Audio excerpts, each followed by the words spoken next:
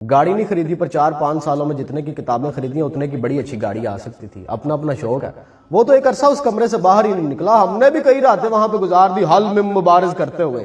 سوچا تھا کسی ایک فرقے کو نہیں پڑھیں گے ورنہ ایکسٹریمسٹ ہو جائیں گے. اس لیے سارے فرقوں کی میجر کتابوں کو پڑھا, ایون ترات کو پڑھا, تمار کو پڑھا. ایک بات سمجھ میں آئی کہ لوگوں کا کوئی قصور نہیں ہے, سارے اپنی اپنی جگہ پہ بالکل ٹھیک ہے. کیونکہ یہ جن کتابوں کو فالو کر رہے ہیں, جس کریکولم کو یہ پڑھ رہے ہیں, اس کے اندر یہی سب لکھا ہوا ہے. اس کے اکارڈنگ ان کے عقائد بالکل ٹھیک ہے, اپنی اپنی کتابوں کے اکارڈنگ. اور کتابوں کے پلندے چاروں طرف ہیں, پر ہم ہاتھ الجھے ہوئے ریشم میں پھنسا بیٹھے تھے. اب بتا کون سے دھاگے کو جدا کس سے کریں.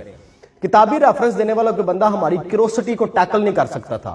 اس کی ریزن یہ تھی کہ ہم نے وہ کتابیں پڑھ لی ہوئی تھی. اس لیے میں ہوں مسلم علمی کتابی والے جو صاحب ہیں ہمیں زیادہ امپریس نہیں کر پائے.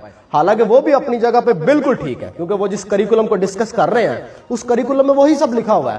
مجھے لگتا تھا کہ کہیں نہ کہیں ایک راز ہے وہ رونڈا بائرن والا جو مسنگ ہے, ایک سیکرٹ ہے جو پتہ چل گیا تو ساری گتھیاں سلجھ جائیں گی. اور مجھے لگتا تھا کہ وہ جو راز ہے وہ کسی عام بندے کے پاس نہیں, نہ کسی کتابی کیڑے کے پاس ہے. وہ راز ہے کسی صاحب ارشاد کے پاس, حقیقی معرفت والے کسی بندے کے پاس وہ راز ہے. علی بن عثمان حجویری کی کتاب پڑھی تو اس سے ایک امید بن گئی. اس میں ایک جملہ لکھا ہوا تھا کہ اے تلاش حق کے مسافر غم نہ کر, جس خدا نے پچھلوں کو نوازا ہے وہ اگلوں کو بھی نوازے گا. تو بڑی امید بندی. پھر اللہ نے مہربانی کی, تجسس کا قرب اور سوالوں کی حیرت اس وقت آ گئی کہ تشکر میں بدل جاتے ہیں جب کوئی صاحب ارشاد میسر آ جائے اور وہ آپ کو لا یخل سوالوں کی اذیت سے نجات دے دے.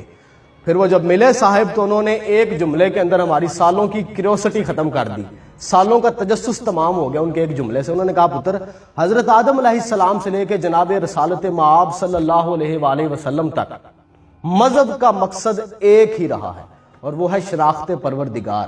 شریعتیں بدلتی رہی ہیں, طریقتیں بدلتی رہی ہیں, لیکن دین کا مقصد کبھی نہیں بدلا.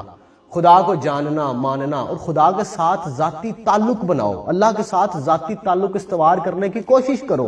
ہاں اس میں کچھ مشکلات ضرور ہیں, لیکن یہ ممکن ہے. یہی مقصد ہے مذہب کا. جن جھگڑوں میں آپ سب پڑے ہوئے ان کا کوئی فائدہ نہیں. خدا کے سسٹم کے اندر جس کا جو رینک ہے وہ وہی رہنا ہے, آپ جو مرضی کر رہے ہیں. خدا کا ڈیٹا آپ کی رائے کا محتاج نہیں ہے. آپ کے رائے دینے سے خدا کے ڈیٹا کے اندر موجود جس کا کوئی رینک ہے وہ بدل نہیں سکتا. اس رینک نے وہی رہنا ہے. خدا کا سسٹم بڑا سٹرونگ ہے, اس لیے چھوڑیں ان باتوں کو اور خدا کے ساتھ تعلق استوار کرنے کے لیے جد و جہد کریں, اس کے ساتھ محبت کریں, اس کے رسول کے ساتھ محبت کریں.